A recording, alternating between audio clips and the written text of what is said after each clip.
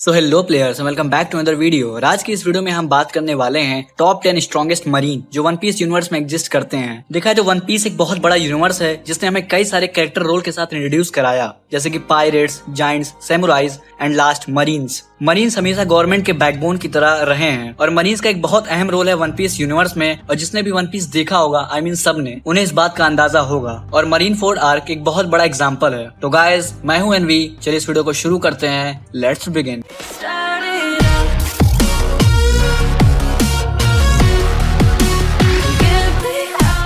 तो हमने इस टॉप 10 की लिस्ट को एक डिसेंडिंग ऑर्डर में रखा है उनके पावर्स एंड एबिलिटीज के बेसिस पे। तो नंबर 10 पे आती है current vice admiral Gion. Gion एक मरीन वाइस एडमिरल है और वो अपने जस्टिस के लिए जानी जाती है। बात करें गियोन की, तो टाइम स्किप के दौरान गियोन इतनी काबिल थी कि वो एक एडमिरल की पोजीशन के लिए भी नॉमिनेट हुई थी, हालांकि वो कभी सिलेक्ट नहीं हुई। और फीमेल मरीन्स में ये काफी अच्छी रैंकिंग पर आती है। बात करें गियोन की पावर्स एंड एबिलिटीज के बारे में, तो गियोन हाकी यूज करना जानती है और उसके पास कमांड है वो सारे यूनिट्स की जो उसके नीचे आते हैं। गियोन एक प्राइमरी वेपन भी यूज करती है फाइट के दौरान। देखा जाए तो वो एक मीटो होल्ड करती है जिसका नाम है कोन पीरा, और शॉट चलाने में उसने गजब की स्किल हासिल की है। और भी मुझे इसके बारे में कुछ देखने को नहीं मिला क्योंकि इसकी अपीयरेंस वन पीस यूनिवर्स में काफी कम की गई है। हालांकि आपको वन पीस फिल्म गोल्ड में इसकी एक अपीयरेंस देखने को मिलेगी। तो चलते हैं अगले कैरेक्टर की तरफ। तो नंबर 9 पे है current vice admiral Tsuru. Tsuru marine headquarter की वाइस एडमिरल है और ये उसी सेम जनरेशन से बिलोंग करती है जिसमें सेनगोकू और गार्प आते हैं। तो इसकी रैंकिंग काफी ज्यादा सही है और ये मोस्ट पावरफुल मरीन्स में आती है। हालांकि इसकी एज 63 साल है पर ये इतनी ताकतवर है कि ये दो फ्लामिंगो के साथ भी स्ट्राइक कर सकती है। शोरू ने ओशो ओशो नोमी, एक पैरामीशिया क्लास का डेविल फ्रूट खाया है जिसकी मदद से वो लोगों को कपड़े में बदल देती है, एकदम फ्लैट मैलिएबल कपड़े की तरह। इससे ये होता है कि सामने वाला मूव करने की एबिलिटी खो देता है। देखा जाए तो शोरू सेनगोकू के अंडर भी काम कर चुकी है दो फ्लामिंगो पायरेट्स को रोकने के लिए। बात करें हाकी की, तो शोरू हाकी यूज करना भी जानती है, खासकर बोशुशुको और केनबोशुको हाकी में ये एक्सपर्ट है। तो नंबर 8 पर आता है करंट एडमिरल रेकुगू। रेकुगू एक मरीन एडमिरल है और हम इसकी एबिलिटीज के बारे में ज्यादा नहीं जानते क्योंकि वन पीस में अभी इसका बहुत कम अपीयरेंस हुआ है। सिर्फ एक बार इसका अपीयरेंस हुआ था रेवरी में। हालांकि दो फ्लामिंगो ने खुद मेंशन किया है कि ये एक ट्रू मॉन्स्टर है और रेकुगू ये खुद क्लेम करता है कि उसने 3 साल से कुछ नहीं खाया और एक नॉर्मल ह्यूमन बीइंग के लिए ये एक इम्पॉसिबल बात है। हालांकि उसके पास अभी इतनी स्ट्रेंथ है कि वो इधर उधर जा सकता है और वो रेवोल्यूशनरी कमांडर के साथ फाइट करने की भी काबिलियत रखता है। तो इस बात से हम अंदाजा लगा ही सकते हैं कि ये कितना ज्यादा पावरफुल है। और हो भी क्यों ना, ये एक एडमिरल की पोजीशन पे है। बात करें इसके पावर्स एंड एबिलिटीज के बारे में, तो क्योंकि ये डायरेक्टली फ्लीट एडमिरल के नीचे आता है तो इसके पास काफी ज्यादा पावर है अपने लोअर रैंकिंग ऑफिसर्स के लिए। और इसके पास बस्टर कॉल का भी पावर है और ये कभी भी उसे ग्रांट कर सकता है। कॉम्बैट वाइज बात की जाए तो रेकुगू अगर सारे एडमिरल के साथ मिल जाए तो ये वर्ल्ड के ग्रेटेस्ट मिलिट्री पावर बन सकते हैं और जिनका कोई भी मुकाबला नहीं कर सकता। अभी तक हमें सिर्फ इसकी एक ही फाइट नोन है कि जब रेकुगू और फिजुटोरा रेवोल्यूशनरी आर्मी के साथ फाइट किए थे, वो भी revolutionary army chief commander number 2 साबू और 3 रेवोल्यूशनरी कमांडरी ऑफिसर्स। हालांकि उसका रिजल्ट अभी हमें सामने नहीं आया है, उसका रिजल्ट अभी अननोन है पूरे वन पीस यूनिवर्स में कि उस समय क्या हुआ था। पर जब ये बात फैली थी और लोगों को इस बात का पता चला था तो उनके चेहरे पीले पड़ गए थे। इसका मतलब रिजल्ट बहुत ही खतरनाक होने वाला है। और सबकी तरह ये भी हाकी यूज करना जानता है और उसमें प्रोफिशिएंट है। नंबर 7 पर आता है करंट एडमिरल फुजिटोरा इशू। फुजिटोरा के बारे में क्या ही कहना, आप सब इसके बारे में जानते ही होंगे। ये एक मरीन एडमिरल है और कॉम्बैट स्ट्रेंथ में इसका कोई मुकाबला नहीं। कॉम्बैट स्ट्रेंथ की बात की जाए तो ये one of the strongest fighter माना जाता है पूरे इंटायर वर्ल्ड गवर्नमेंट स्ट्रक्चर के अंदर। फुजिटोरा ने खाया हुआ है जोशी जोशी नोमी, एक पैरामीशिया टाइप का डेविल फ्रूट है जिसकी मदद से वो ग्रेविटी को मैनिपुलेट कर सकता है एक पर्टिकुलर लोकेशन में और वहाँ ग्रेविटेशनल फोर्स भी भेज सकता है और वो सारे ग्रेविटेशनल फोर्स को अपनी स्वॉर्ड की मदद से कंट्रोल करता है। फुजिटोरा ने 2 हाकी में मास्टर की है, बुशुशुको हाकी और केनबुशुको हाकी, और ये उसको एक बैटल में मदद करती है। हालांकि आपको ये बात पता ही होगा कि वो ब्लाइंड है पर फिर भी वो एक गजब का फाइटर है। वो हाकी की मदद से अपने आसपास की चीजों को ऑब्जर्व करता है और उन्हें परखता है। और अपने ड्रेस रोजा आर्क और वन पीस स्टैम्पीड में इसकी पावर तो देखी होगी कि किस तरह फाइट करता है और अपने सामने वाले ओपोनेंट को किस तरह डिफीट करता है। फुजिटोरा को एक गजब की स्वॉर्ड स्किल आती है और ये हमेशा से चाहता है कि 7 warlords of the sea system abolished होना चाहिए और अपनी ग्रेविटेशनल पावर से ही ये आसमान से पत्थर और मीटियोर्स भी गिरा सकता है। नंबर 6 पर आता है करंट एडमिरल किजारू। बात की जाए किजारू की, तो Kizaru one of the most powerful fighters है पूरे वर्ल्ड गवर्नमेंट में और मरीन्स में। और ऐसा सिर्फ इसलिए पॉसिबल है क्योंकि इसकी गजब की स्पीड और एक्स्ट्राऑर्डिनरी रिफ्लेक्सेस। किजारू ने खाया हुआ है पीका पीका नॉमी, एक लोजिया टाइप का डेविल फ्रूट, जिसकी मदद से ये लाइट के स्पीड से मूव कर सकता है और अटैक कर सकता है अपने ओपोनेंट की तरफ। देखा जाए तो इसके पास लाइट बेस्ड पावर है और ये लाइट की मदद से एक स्वॉर्ड भी बना सकता है, आपने शमुंडी में इसको देखा होगा, और अपने फिंगर टिप्स की मदद से एनर्जी ब्लास्ट भी फायर कर सकता है और उसकी एक्यूरेसी और प्रिसीजन इतनी ज्यादा सही रहती है कि अपोनेंट उससे बच नहीं पाता। इसकी पावर काफी ज्यादा डिस्ट्रक्टिव है और काफी ज्यादा एक्सप्लोशन करती है और बहुत सारी बिल्डिंग्स बहुत आसानी से डिस्ट्रॉय हो जाएंगी। इसके पास एक गजब की पावर है अपने आप को रिफ्लेक्ट करने की, यानी कि एक लोकेशन से दूसरी लोकेशन में इस फ्लाइट से मूव करता है और अपने फ्रूट पावर की मदद से ही Kizaru one of the fastest man in the world है पॉसिबली। और क्योंकि एक एडमिरल है तो इसका तो कुछ कहना ही नहीं। और मरीन फोर्ड आर्क में भी इसने एक गजब का रोल निभाया था, एक एंटागोनिस्ट के रोल में। और अपने शमुंडी पे देखा होगा कि किजारू ने किस तरह 4 ऑफ द सुपरनोवास के साथ फाइट की थी और उन्हें बहुत आसानी से हरा दिया था। और किजारू ने 1-to-1 स्वॉर्ड कॉम्बैट भी किया है सिल्वर्स रेले के साथ, जो राइट हैंड है great pirate king Gol D Roger का। और इसने अपने बोशोशुको हाकी की मदद से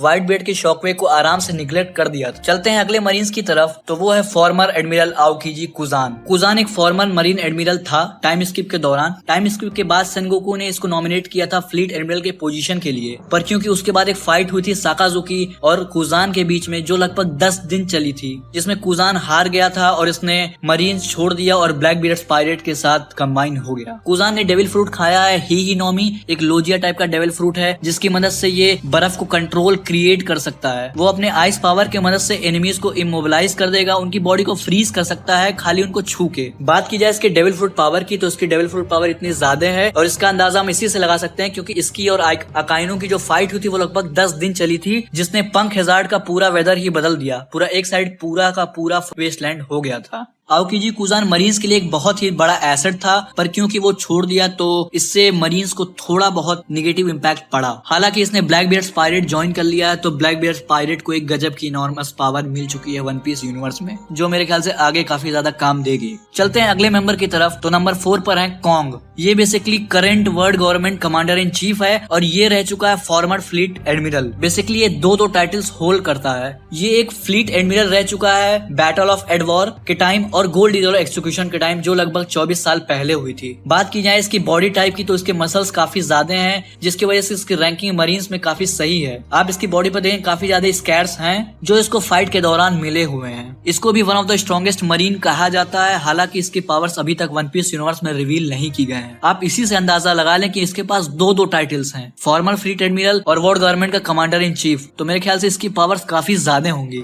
और क्योंकि ये कमांडर इन चीफ है तो इसके पास पावर्स है उन सारी चीज को कंट्रोल करने का जो गवर्नमेंट एजेंट्स के अंदर आती है, और इसके पास कंट्रोल है 7 warlords of the sea, Enies Lobby और साइफर पॉल्स का। और इसके पास इतनी ज्यादा पावर है कि किसी भी वॉरलॉर्ड ऑफ द सी के टाइटल को आराम से छीन सकता है और बस्टर काल जैसी भी पावर इसके पास एग्जिस्ट करती हैं। तो चलते हैं अगले कैरेक्टर की तरफ, तो नंबर 3 पर आते हैं current general inspector Sengoku the Buddha. Sengoku एक फ्लीट एडमिरल रह चुका है प्री टाइम स्किप में, जो उसने कॉन्ग को सक्सीड करके हुए बनी। गार्प और सोरू की तरह सेनगोकू भी one of the most powerful marines हैं पूरे जनरेशन में। बिना उनके डेविल फ्रूट पावर के ही उनके पास एक गजब की इनॉर्मस स्ट्रेंथ है, जो मंकी डी गार्प को सिर्फ एक हाथ से रोक सकते हैं। बात की जाए इनके डेविल फ्रूट पावर की, तो सेनगोकू ने खाया हुआ है हितो हितोनोमी मॉडल दाइबसू, एक rare Logia mythical Zoan class devil fruit, जिसकी मदद से वो एक आराम से एक जाइंट एक लिविंग बुद्धा गोल्डन स्टैचू में कन्वर्ट हो जाते हैं। और इस स्टैचू में उनको एक एक्सट्रीम बूस्ट की स्ट्रेंथ मिलती है, जिसकी मदद से वो अपने एनिमीज की तरफ शॉक वेव भी छोड़ सकते हैं और एक बहुत बड़ा डैमेज करते हैं एक बहुत बड़े एरिया में। और आपने मरीन फोर्ड आर्क में इसको देखा होगा कि जब लूफी एस को छुड़ा लेता है तो सेनगोकू अपने डेविल फ्रूट पावर की मदद से एक बुद्धा में कन्वर्ट हो जाते हैं और किस तरह एक गोल्डन शॉक वेव छोड़ते हैं उन तीनों की तरफ। जब ये एक फ्लीट एडमिरल थे तो इनके ऊपर सिर्फ कुछ ही लोग आते थे, आई एम द 5 एल्डर्स और कमांडर इन चीफ कॉन्ग।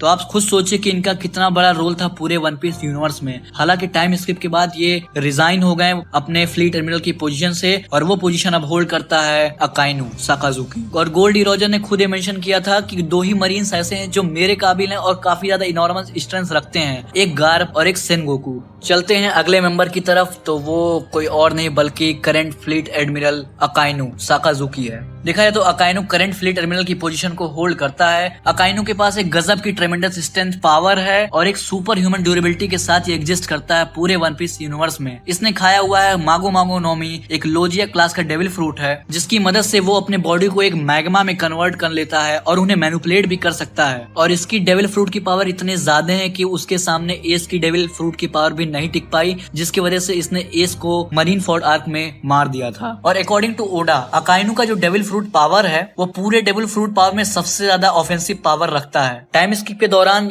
अकाइनो के पास जो पोजीशन थी वो थी एडमिरल की, पर उसके बाद जो फाइट हुई थी आओकेजी कुजान और अकाइनो के बीच में पंख हेजार्ड पे, वो लगभग 10 दिन चली थी, जिसकी वजह से पूरे पंख हेजार्ड का वेदर चेंज हो गया था। आधा साइड पूरा एकदम बर्फ हो गई थी और आधा साइड पूरा ब्लेज हो गया था। और क्योंकि उस फाइट में अकाइनो जीत गया था, जिसकी वजह से इससे एक नई पोजीशन मिल गई फ्लीट एडमिरल की। और ओडा सेंसी इस बात को मेंशन खुद करते हैं कि अगर अकाइनो प्रोटोगोनिस्ट होता वन पीस का तो वो इतना स्ट्रॉन्ग है कि वो वन पीस सीरीज को 1 साल में ही खत्म कर देता। तो नो डाउट वो काफी ज्यादा स्ट्रॉन्ग है। और जब वन पीस के राइटर ये बात मेंशन कर रहे हैं तो हम तो कुछ कह ही नहीं सकते। तो गाइस चलते हैं हमारे लास्ट मरीन्स की तरफ, जो one of the most powerful marines पूरे वन पीस में एग्जिस्ट करते हैं। तो नंबर 1 पर है current vice admiral monkey D Garp. पूरे वन पीस यूनिवर्स में मंकी डी फैमिली हमेशा से स्ट्रॉन्ग रही है और मंकी डी गार्प भी उसी का एक मेंबर है। तो ये स्ट्रॉन्ग क्यों ना हो, आप खुद ले लीजिए। Monkey D Luffy, monkey D dragon, एक से एक स्ट्रॉन्ग मेंबर पूरे वन पीस में एग्जिस्ट करते हैं। बात की जाए गार्प की, तो गार्प मोस्ट पावरफुल कैरेक्टर है पूरे वन पीस यूनिवर्स में जो अभी तक देखा गया है। और इसने गॉड वैली इंसिडेंट में रॉजर के साथ मिलकर फाइट की थी रॉक्स पायरेट की, जिसमें 3 फ्यूचर योंकूस एग्जिस्ट करते थे, white beard, Kaido and big mom. इसीलिए इसे टाइटल भी मिला है हीरो ऑफ द मरीन्स का। और गार्प ने गोल्ड डिजॉर के साथ कई बार फाइट किया है और वो एक तगड़ा अपोनेंट रहा है उसके सामने। और रॉजर ये बात खुद मेंशन करता है कि वो और गार्प जब फाइट करते थे वो लगता था कि वो एक दूसरे को मार डालेंगे कई सारे ओकेशंस में। गार्प की पावर का अंदाजा हम इसी बात से लगा लें कि उसने डॉन चिंजाओ, जिसकी बाउंटी लगभग 500 मिलियन बेरीज के ऊपर है, उसको एक पंच में डिफीट कर दिया था और लगभग वो मर ही जाता। और डॉन चिंजाओ के पास इतनी पावर है कि वो अपने हेडबट से पूरे आइलैंड को स्प्लिट कर सकता है। और गार्प ने बैटल ऑफ द एडवार में भी काफी ज्यादा स्ट्रेंथ दिखाई थी और काफी ज्यादा तरीके से लड़ा था अपने एनिमीज से। और ये भी रिवील किया जाता है कि गार्प को एडमिरल की पोजीशन के लिए कई बार प्रमोशन और ऑफर मिला है, पर गार्प ने उसे हर बार रिफ्यूज कर ही दिया है। हालांकि अगर आप उसकी एज देखेंगे तो उसकी एज काफी ज्यादा है और उसके एज के बिना पे उसकी स्ट्रेंथ काफी बहुत ज्यादा है। एक और एग्जांपल है गार्प की स्ट्रेंथ का। आपको याद होगा कि जब मार्को एज को बचाने जाता है मरीन फोर्ड आर्क में, तो गार्प उसे सिर्फ एक मुक्का मारता है और वो जमीन पर गिर जाता है। और मार्को जो फर्स्ट डिवीजन कमांडर था व्हाइट बियर्ड पायरेट का, वो गार्प के सामने टिक नहीं पाया। और एक बात आप जान लीजिए कि मरीन फोर्ड आर्क में एज की डेथ के बाद गार्प इतना ज्यादा गुस्सा हो गया था कि वो अकाइनो को मार ही डालता अगर सेनगोकू उसे रोकता नहीं। तो वो एक एडमिरल तक को हराने की काबिलियत रखता है। एडमिरल क्या, एडमिरल योंकूस, जितने भी लोग हैं उन सब के सामने गार्प की स्ट्रेंथ काफी ज्यादा है। बात की जाए हाकी की, तो गार्प ने बुशोशुको हाकी में मास्टर कर रखा है। गार्प को हाउशुको हाकी का भी नॉलेज है, हालांकि उसने वन पीस में उसे कभी यूज नहीं किया है। तो गाइस ये थी मेरी वीडियो टॉप 10 स्ट्रॉन्गेस्ट मरीन के ऊपर। उम्मीद करता हूँ आपको वीडियो पसंद आई होगी। लाइक करें अगर आपको वीडियो पसंद आई, शेयर करें इस वीडियो को अपने वन पीस फैन के साथ, कमेंट करके बताएं कि आप अगली कौन सी टॉप 10 वीडियो देखना चाहेंगे और डेफिनेटली सब्सक्राइब करें अगर आप वन पीस के एक बहुत बड़े फैन हैं। और गाइस मैं आपको बता दूं कि अगर आपको वन पीस मांगा में जरा सा भी इंटरेस्ट है तो आप हमारे चैनल को सब्सक्राइब कर सकते हैं, क्योंकि हम हर हफ्ते वन पीस मांगा वीकली डालते रहते हैं अपने चैनल पे with full explanation. So guys till the next video, play on. तो चलते हैं अगले कैरेक्टर की तरफ।